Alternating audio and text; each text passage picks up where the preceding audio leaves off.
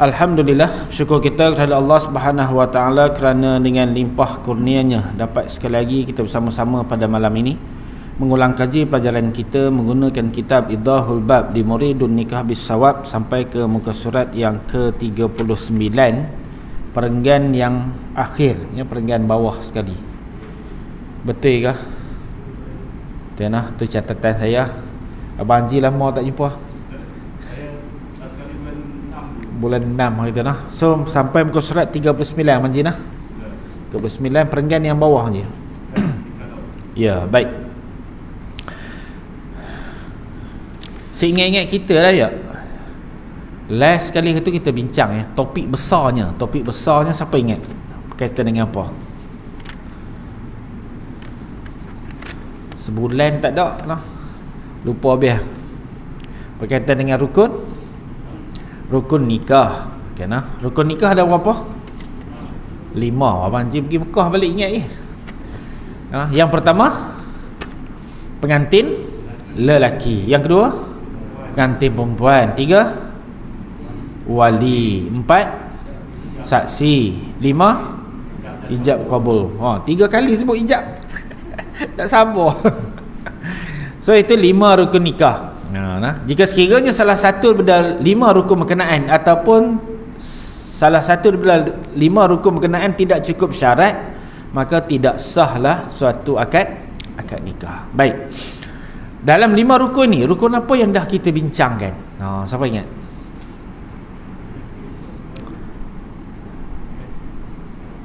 Ijab kabul. Ijab kabul kita dah bincang dah, habis dah. Yang kedua yang sedang kita bincang adalah berkenaan dengan saksi. Ya. Jadi sekarang ni kita baru nak masuk rukun yang kedua daripada 5. Habis tu bila nak boleh menikah? Lambat lagi ya. Baik. Rukun yang kedua yang sedang kita bincangkan ini adalah berkaitan dengan saksi. Saksi ada beberapa syarat. Ya, yang pertama yang dah kita bincangkan dahulu adalah syarat lelaki itu adalah berakal. Yang kedua, baligh. Yang ketiga, lelaki. Yang keempat, merdeka. Yang kelima, Islam. 5, 6. Yang keenam, adil. Yang ketujuh, rasyid ataupun cerdik. Yang ke-8, manusia. Orang bunian ke jin ke tak sah. Yang ke-9, hendaklah mendengar. 2 saksi tadi mendengar, walaupun pakai mikrofon ataupun earphone. Yang ke-10, melihat. Saksi hendaklah melihat. Yang ke-11, saksi ni boleh bertutur, boleh bercakap.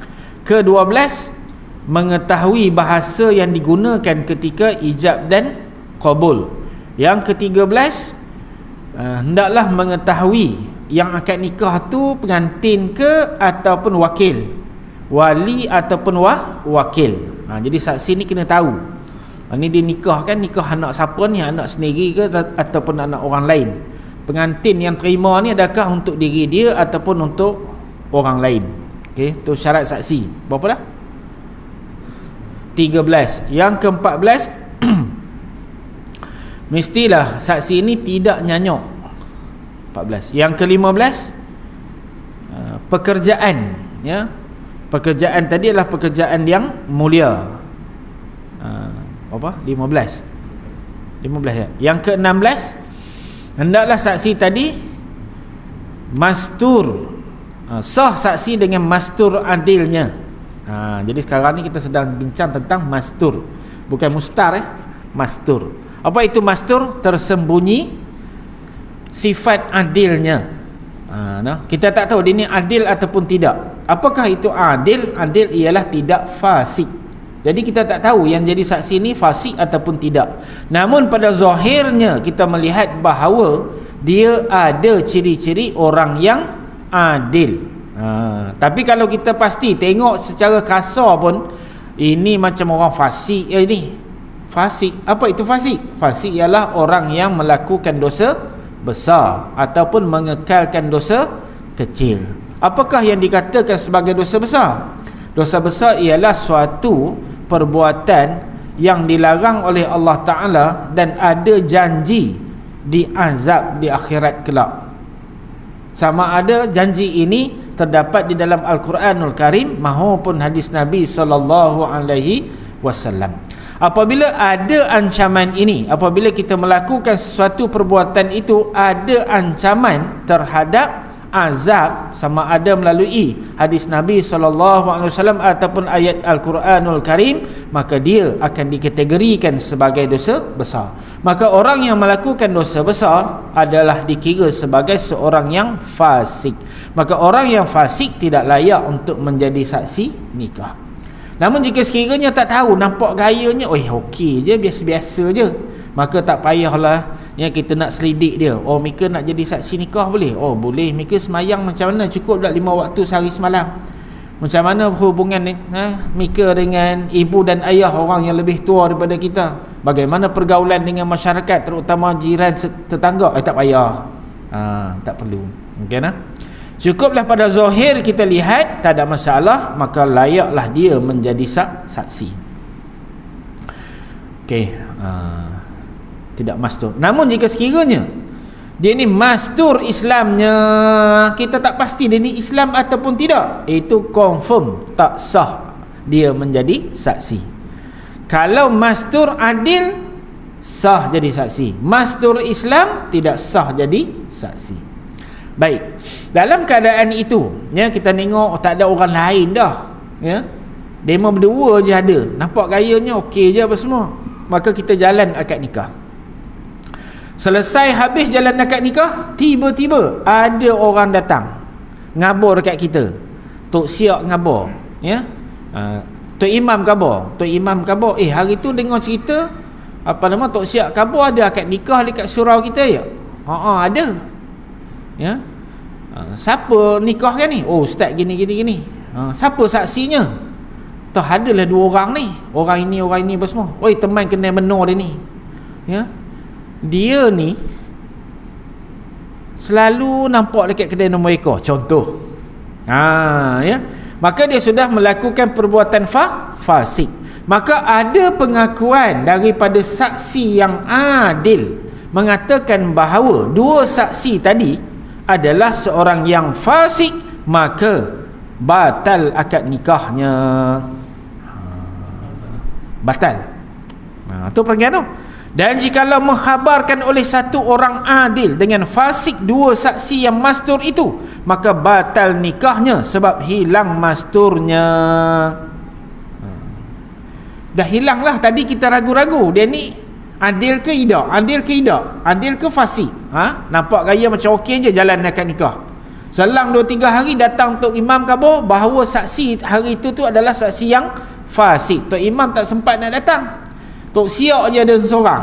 Maka Tok Siak khabar dekat Tok Imam khabar dekat juru nikah, akad nikah tadi terbatal. Jika sekiranya tidak ada orang lain yang jadi saksi, semata-mata dia berdua sahaja yang jadi saksi yang fasik itu, maka hilanglah masturnya keraguan itu, maka jadilah mereka yang fasik dan batallah akad nikah berkenaan.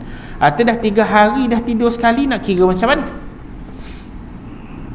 Maka apa yang berlaku dalam 3 hari 3 malam itu, maka dikira sebagai wati syubhah, persetubuhan yang disangkakan sah. Apabila sudah tahu bahawa batal akad nikah itu, apakah tindakan selanjutnya? Hendaklah dijalankan akad nikah semula. Kalau ada anak tadi dikira sebagai anak wati syubhah, anak persetubuhan yang disangkakan sah, maka anak itu adalah anak yang sah taraf, boleh dibinkan, boleh menerima harta pusaka dan juga boleh mewalikan. Okey, clear? Dengan syarat memang tak tahu langsung okay. Ada lagi soalan? Pura-pura tak tahu, anak itu anak zina. Siapa yang pura-pura tak tahu ni? Pengantin lelaki. Anak itu adalah anak zina. Tidak, 3 hari udah bunting pelamin. Tidaklah 3 hari tu sudah 9 bulan lah. Tengok-tengok ni memang bunting pelamin terus ni. Doktor disukat tengok, tahu dah berapa minggu. Siap pi. Kena. So bila tahu sahaja, waktu itu kena nikah semula dengan segera. Daripada tarikh yang tahu itu, kalau tak jalankan akad nikah semula, maka perhubungan selepas itu adalah perhubungan yang zina, kerana dah tahu. Nikah mana-mana pun boleh, kat sini pun boleh, tak payahlah panggil 12 kemah pula nak kenori tu, tak payah. Akad nikah je dah. Ya. Atau sijil nikah macam mana? Pakai je nikah hari tu. Okey nah? Clear tuan-tuan nah? Tapi ini kena bincang dengan juru nikah siap-siap lah. Nah, panggil jalan akad nikah. Tapi kalau jika sekiranya wali tadi adalah wali yang arif, kita dah belajar belaka dah, maka jalan je akad nikah sini. Nah. Bersalahan jika mengkhabar satu adil akan fasik saksi yang zahirnya pada hakim, maka tiada diterimakan katanya, melainkan dua orang yang adil dikabulkan katanya, dan memadalah fasik dan adil itu dengan masyhur. Okay, nah? Jadi macam mana nak bezakan ni?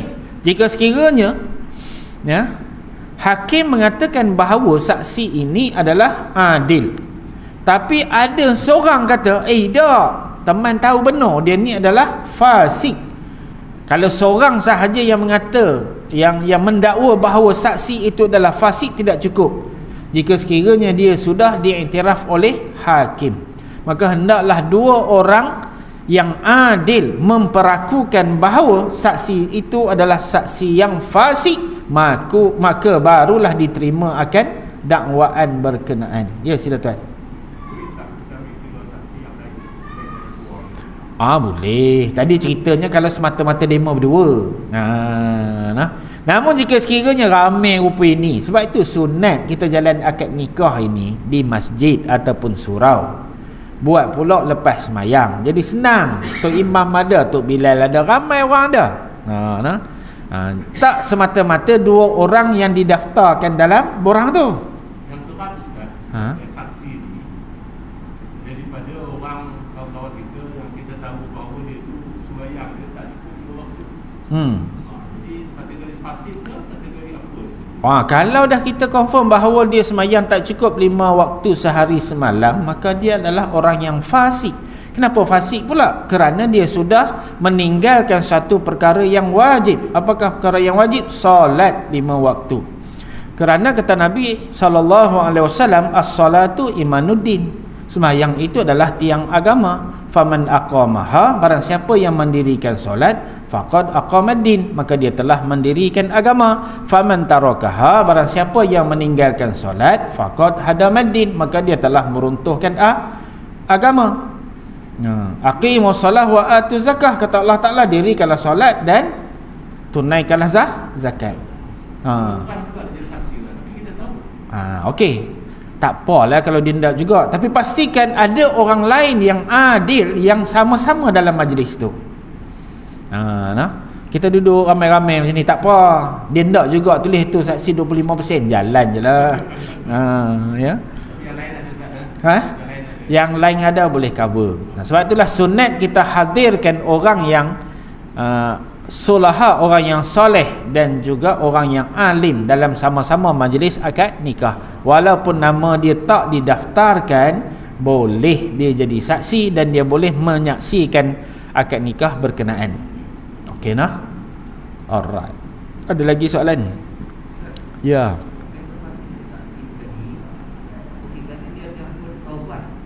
Okey. Okey.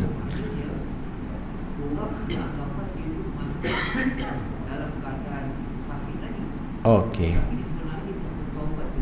Okey. Tak apa. Sebab tu dia bila ada kes pendakwaan ini, dia kena bawa kepada hakim tu. Tadi kita cerita, kena bawa kepada hakim. Jadi nanti hakim akan siasat. Ya, benar ke Mika ni saksi? Benar ke Mika ni fasik? Maka dia pun khabar teman dah bertaubat dah katanya. Berapa? Kerana saksi yang bertaubat daripada fasiknya itu hendaklah melalui tempoh 1 tahun. Kalau saksi dia bertaubat daripada fasiknya, hendaklah melalui tempoh 1 tahun, baru ada kelayakan semula dia sebagai saksi nikah. Gitu pula. Sebab tu ada pendakwaan ini kena bawa ke mahkamah, dan mahkamah akan siasat adakah cukup tempoh taubat yang telah dilalui. Okey tuan. Alright. Ya. Tahun hijrah tu. Alright. Okey bu. Jadi nak bubuh saksi, maklumat saksi tu jangan main suka hati je bubuh.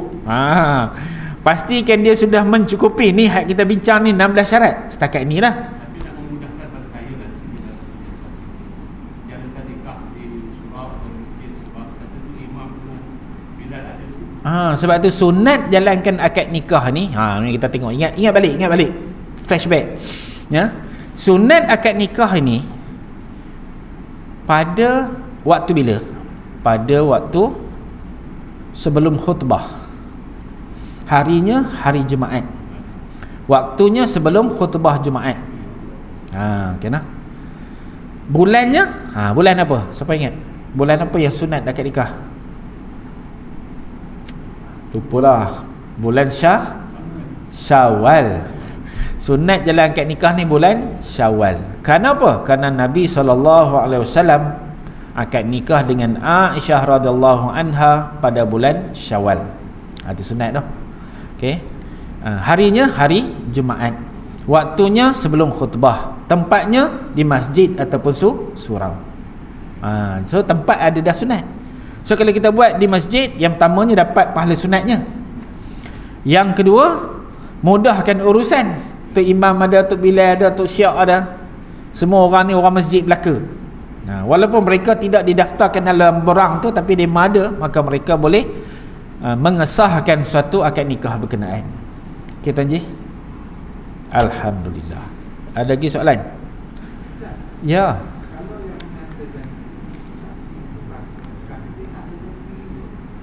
Dia tak ada, maka pengakuan daripada orang yang berkenaan itu adalah buktinya. Pengakuan saksi hidup. Ya, saksi hidup. Teman tahu benar. Ya, teman selalu jumpa dia. Dulu teman pun begitu juga, tapi teman dah taubat kan dia.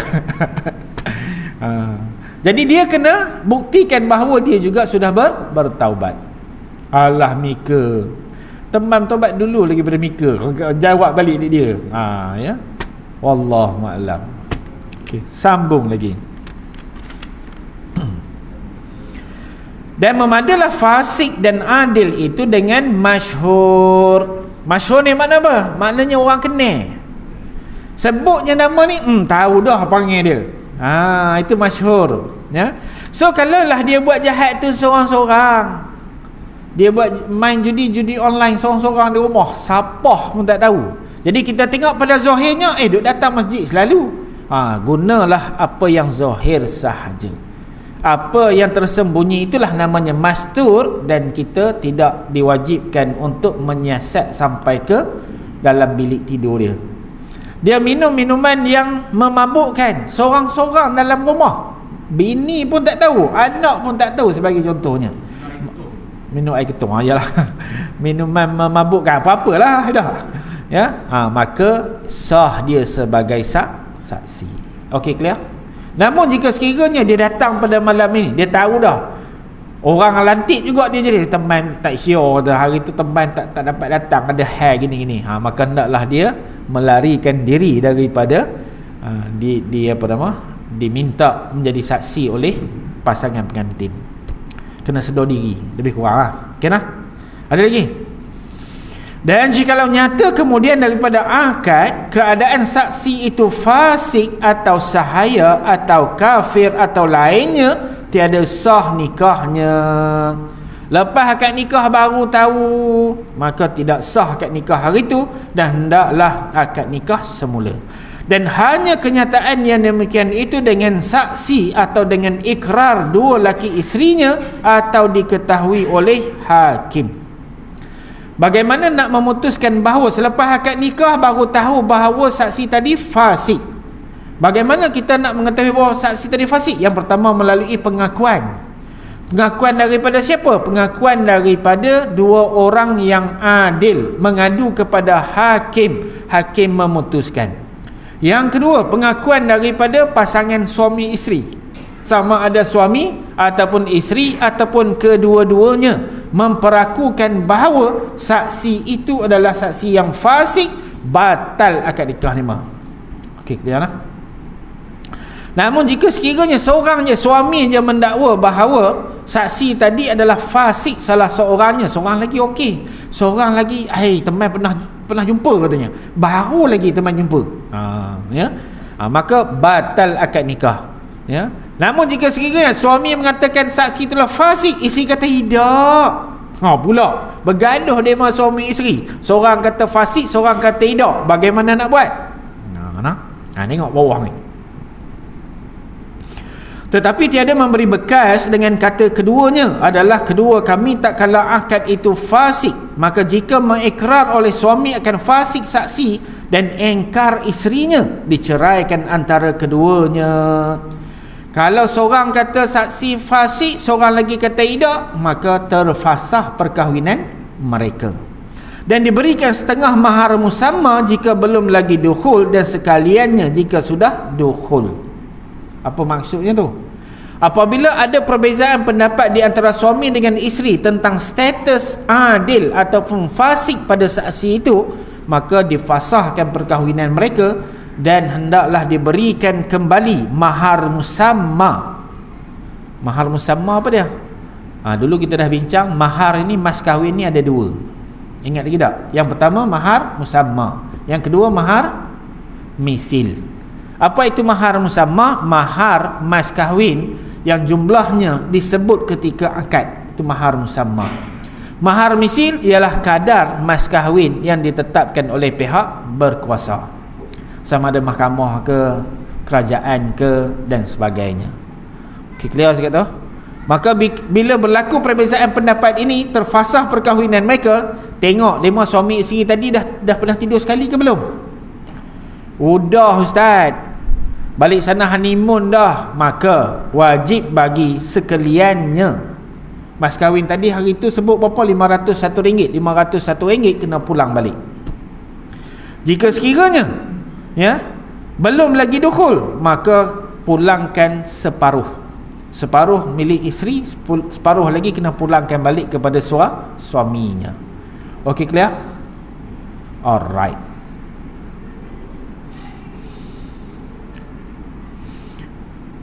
Itu syarat yang ke-16. Yang ke-17, dan tiada disyaratkan pula dua saksi itu dihadirkan keduanya lagi diserukan. Apa maksudnya ni? Tak wajib, tidak disyaratkan dua saksi ini kita kena tentukan, ya, dan kita jemput dia mau datang. Minta tolonglah Tuan Haji, ya, hari akad nikah besok tolonglah datang jadi saksi nikah. Tidak disyaratkan begitu. Makna kata apa? Semua yang hadir adalah layak belaka jadi saksi nikah. Kalau tentukan juga, sah tak akad nikah? Sah. Namun kalau tak ditentukan pun sah akad nikah, kerana tidak disyaratkan begitu. So boleh. Jadi hari ni kalau tentukan dua orang saksi yang berbuh dalam nama, dalam borang dan sebagainya, boleh, tak ada masalah. Kalau tak tentukan pun boleh. Contohnya hari tu entahlah, baru ni minggu sudah, minggu sudah asalnya nak nikah di pejabat agama. Jadi tak tentu lagi lah siapa saksinya, sebab saksi di pejabat agama ni dia tengok kelapangan waktu itu, siapa pegawai waktu itu yang lapang, maka dalam borang tu tak tulis. Tiba-tiba hari akad nikah tu, sehari sebelum akad nikah, tukar tempat daripada pejabat agama ke masjid. So bila sampai di masjid, siapa yang ada?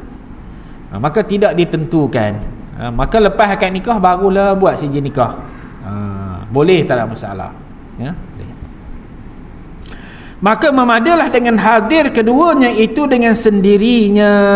Siapa-siapa yang hadir tanpa dijemput sekalipun, layak dia menjadi saksi nikah. Dan mendengar akan ijab dan qabul. Hendaklah orang yang datang tanpa dijemput tadi itu, dia dengar lafaz ijab dan qabul, dan dia tahu syarat-syarat ijab dan qabul yang dulu kita bincang. Dia tahu, dia dengar, Ustaz tadi ada tak apa kena lah Ustaz, kata dia. Ya, minta ulang balik akad nikah boleh? Apa yang tak kena tadi tu? Ya, pengantin lelaki tidak sebut perkataan nikah ataupun kahwin. Contoh kata wali, teman nikahkan Mika dengan anak perempuan teman si PA ini dengan mas kahwin RM501 tunai. Ya, teman terima. Nampak? Ya, saksi 2 orang ni, sah katanya. Tapi kita yang hadir tanpa dijemput ini, kita dengar, tadi tak sebut perkataan tu. Ustaz, setahu saya lafaz ijab dan qabul ni dua-dua kena sebut perkataan nikah ataupun kahwin.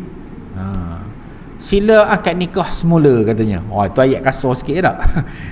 Ya, maka kena jalan akad nikah semula. Okey lah. Sebab ada bukti dan juga pengetahuan di kalangan saksi yang hadir dan juga dia mendengar akan lafaz ijab dan qabulnya.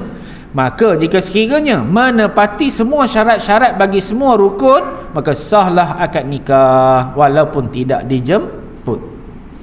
Berapa dah? 17. 18. Dan demikian lagi tidak disyaratkan mengkhabarkan dia akan jadi saksi walaupun tak khabar. Tuan Haji nanti jadi saksi ya. Tak ada khabar pun. Ya, masuk duduk duduk rapat sikit, sama-sama kita dengar lafaz ijab dan qabul ni. Maka juru nikah pun jalanlah khutbahnya lepas akad nikah. Lepas khutbah maka dia teruskan jalan akad nikah. Lepas jalan akad nikah, ya, nanya, "Macam mana tuan-tuan? Okey tak?" Sah tu, ramai jawab. Yalah tu. Ya, walaupun tidak ditentukan, tak khabar pun. Lepas habis semua sekarang, mai Tuan Haji tolong isi borang ni kejap. Tulis nama, nombor kad pengenalan, tanda tangan. Contohnya sah akad nikah. Okey, clear? Alright. Jangan pula teman idak. Ya, teman tak dijemput pun, tak apa, tak jemput pun. Kenapa? Tidak disyaratkan dijemput. Lepas akad nikah minta tolong saya, jalan je lah. Okey tuan-tuan dah. Right. Sambung lagi. Dan demikian lagi tiada disyaratkan mendengar sebut isi kahwin. Nampak? Saksi ni tidak disyaratkan dengar mas kahwin. Syarat bagi saksi dia hanya perlu mendengar apa? Lafaz ijab dan qabul tu. Ada perkataan nikah ke tidak, di antara ijab dengan qabul berturut-turut ke tidak, antara ijab dengan qabul mualat ke tidak, muafakat ke tidak, ada syarat ke, ada taklid ke dan sebagainya. Maka saksi tadi perlu dengar yang itu. Mas kahwin tak apa dengar lah tadi ustaz, sah akad nikah. Tapi ramai hari ni saksi apa? Ustaz, mas kahwin tadi tak apa dengar lah, ulang balik. Mika tidak disyaratkan dengar mas kahwin. Mika tak dengar mas kahwin pun tak apa, yang lain tu Mika dengar, sah akad nikah. Sekurang-kurang teman nikahkan Mika dengan anak teman, sekurang-kurangnya. Jawab dia pengantin lelaki, ya teman terima nikahnya, sah dah akad nikah. Walaupun dia tak sebut pengantin, nama pengantin perempuan dan sebagainya. Sebab di situ ada perkataannya teman terima nikah, nya siapa? Nya nama yang disebut oleh wali tadi. Selesai akad nikah. Oleh kerana saksi hari ni ramai tak mengaji, maka ulang balik ustaz. 3 kali dah berpeluh dah pengantin lelaki. Mas kahwinnya susah pula tu. Kalau dia suruh saksi suruh ulang, tapi pihak pengantin perempuan dan juru nikah tu kata sah ke tak? Kalau ada saksi yang lain mengatakan sah, sebab tu kita perlu hadir ramai-ramai dan kita ada ilmu. Bila kita ada ilmu, ya, kali pertama, kali kedua kita layan dah orang tua dah. Kali ketiga udahlah tu, sah dah akad nikah. Kenapa sah pula? Sekurang-kurang perkataan qabul tadi, aku terima nikahnya. Dan itu atas apa nama? Kebijakan juru nikah lah. Sebab pernikah sekarang ustaz akan ikut perempuan. Dan maksudnya semua orang dengar, dari dapur-dapur dengar. Dia masih letak dengar, masih lagi ketika. Itu ikut juru nikah lah. Juru nikah kalau pada pandangan dia sah, udahlah tu. Usah peduli dia seorang tu. Saya ada pengalaman tu. Saya ada pengalaman tu di Masjid Cina. Di Kampung Tawas. So kita jalan akad nikah. Kali yang pertama, ya, dalam maklumat saksi orang lain. Dia tak jadi saksi pun, tak ada nama dalam tu pun. Dia duduk tepi tiang, sebelah kiri. Ya, kita berjalan akad nikah. Maka dia kata, ustaz ulang lagi sekali. Gitu je ayatnya. Ustaz ulang lagi sekali dia. Kita pun layan lah. Saksi 2 orang ni apa tak kata ni? Senyap. Sah pun tidak, tak sah pun tidak. Senyap diorang, hal lain pun semua senyap. Kita pun layan dah, jalan lagi sekali. Ya. Kali yang kedua pun sama, Ustaz, lagi sekali Ustaz. Tak apa anu. Gitu je. Tak apa anu tu apa entahlah. Kita pun layan dah, jalan lagi sekali. Kali yang ketiga dia sebut, Ustaz lagi sekali Ustaz, saya dah tak peduli dah. Habis semua selesai majlis akad nikah, saya pun panggil dia pergi belakang. Apa yang tak sah tadi tu? Sebab apa? Saja Ustaz, saya memang niat dalam hati nak pengantin lelaki ni 3 kali akad juga. Apalah otak dia. Geram benar. Kawan tu dah berpeluh. Nampak ya? Ada. Sebab ada perangai yang umpama ini, maka atas bijaksananya juru nikah. Kali pertama layan, kali kedua layan, kali yang ketiga tak layan dah. Kita on je terus. Ya. Okey, clear tak? Alright. Sambung lagi. Ada orang apa itu, jaga. Dan demikian lagi, tiada disyaratkan mendengar sebut isi kahwin kerana tiada jadi syarat sah nikah dengan sebut isi kahwin. Kenapa tidak disyaratkan saksi mendengar mas kahwin? Kerana ketika akad nikah, hukum sebut mas kahwin adalah sunat. Maka kalau tak sebut pun sah akad nikah. Kalau sebut tak betul. Contoh, wali kata teman nikahkan Mika dengan anak teman mas kahwinnya RM501 tunai. Jawab pengantin lelaki, teman terima nikahnya anak tuan haji, mas kahwinnya RM500 tunai. Kawan tu RM501, yang kawan ni jawab RM500, tak cukup RM1. Sah dah akad nikah? Sah. Habis tu berapa nak bagi? RM500 ke RM501? Bincang balik. Bincang balik. Kata wali, tak, teman nak juga RM1 tu. Pengantin lelaki kata, tak, teman dah sebut tadi RM500 katanya. Udah bergaduh 5 sampai ke sudah. Contohnya. Maka apa prosedur yang patut dibuat? Bawa kes ini ke mahkamah untuk menentukan kadar berapa nak kena bayar. Maka apabila diputuskan oleh hakim jumlahnya, maka itulah namanya mahar misil. Jika sekiranya dalam tempoh perbicaraan itu panjang pula lah dema, banyak hujahnya, maka apa patut dibuat? Pengantin perempuan ada hak menahan pengantin lelaki untuk tidur bersama.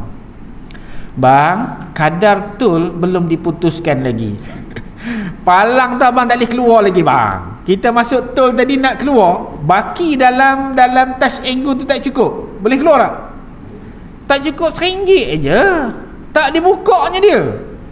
Maka pengantin perempuan ada kuasa bang.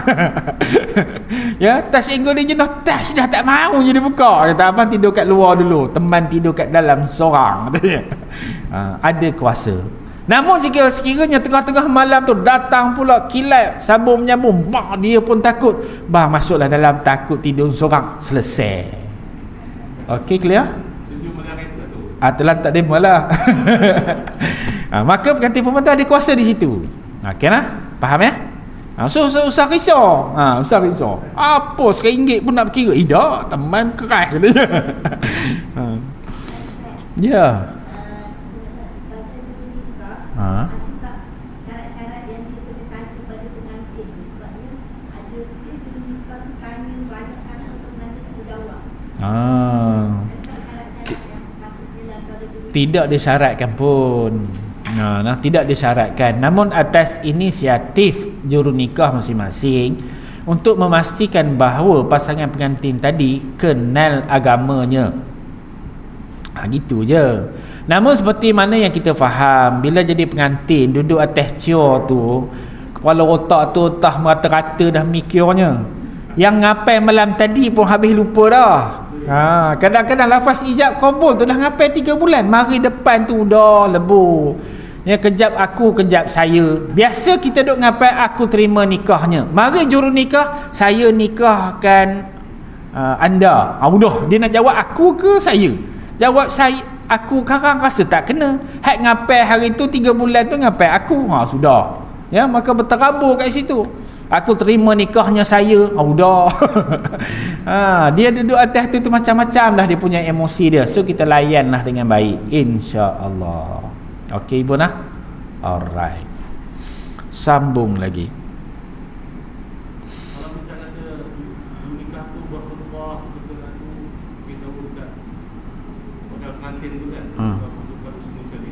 Kalau misalnya kata rumah dia tak marah, tuan naik tuan tak segera cara nikah dia. Boleh. Khutbah ini adalah hukumnya sunat. Jika sekiranya tak ada khutbah pun sah akad nikah. Nampak gaya macam juru nikah ni panjang benar lah pula. Sejam khutbah tak habis-habis lagi. Maka wali yang faham, dia angkat terus, tak apalah ustaz.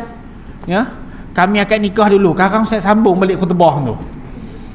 Wali angkat terus aja. Woi Mamat, teman nikahkan nikah dengan anak perempuan teman si PO ni. Teman terima nikahnya anak Pak Ji katanya. Selesai akad nikah. Ustaz nak sambung khutbah, sambung je lah, kami balik dulu tu.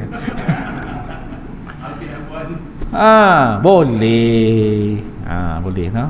Tapi seeloknya cakaplah dengan baik. Ud'u ila sabili rabbika bil hikmah wal mau'izatil hasanah.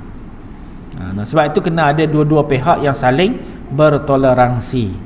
Dua-dua faham, dua-dua boleh bekerjasama di antara pasangan pengantin dengan juru nikah. Saya petang tadi janji akad nikah pukul 3 petang.